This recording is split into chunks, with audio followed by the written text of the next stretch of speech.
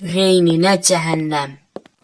Düzünü desəm Cez, biz o lənətə gəlmiş meymunlara noxud güllələri atırıq, bəzilərinin lənətə gəlmiş hücum tüfəngləri var idi Allah xatirinə. Bir dəqiqə gözlə Reyni, bunları haylayırsan bütün əraziyə. Bu həddindən artıqdır. Ölməkdənsə təhlükəsiz olmaq daha yaxşıdır, xüsusilə də onların yaşadıqları yerdə təqib etsək. Biz heç yerə getmirik, hələlik yox. Bu müharibədir Cez, burada elə də böyük bir seçimimiz yoxdur. Onları öldürmək lazımdır, yoxsa biz öldürəcəklər. Bizim seçimimiz var, heç kim daha çox qan tökülməsini istəmir. Deməli sadəcə arxayın oturub onları gözləyik.